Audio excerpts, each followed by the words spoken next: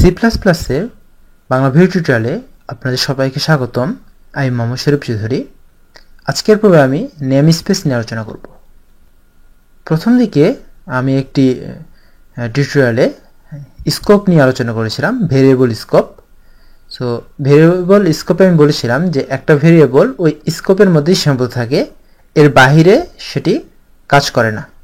আবার একই স্কোপের ভিতর একই ভেরিয়েবল আমি একাধিকবার ডিক্লেয়ার করতে পারবো না।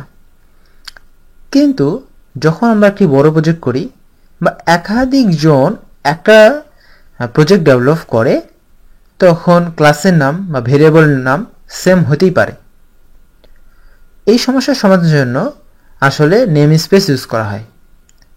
নেম স্পেস ইউজ করলে যেটা হয়, সেক্ষেত্রে আলাদা আলাদা আমরা নেম স্পেস ব্যবহার করতে পারি। এক একজন এক একটা নেম স্পেস ইউজ করবে এবং এর ফলে প্রত্যেকে যে একই নামে ভেরিয়েবল হইল বা একই নামে ক্লাস হইল, সেটা আর সমস্যা করবে না।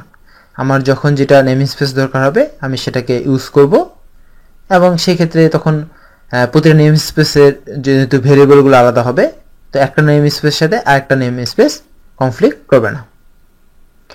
পরবর্তী পর্ব থেকে আমি নেম স্পেসের কোডিং দেখাবো। সো ধন্যবাদ সবাইকে আমার সাথে থাকার জন্য। দেখা হবে পরের টিউটোরিয়ালে। ধন্যবাদ সবাইকে।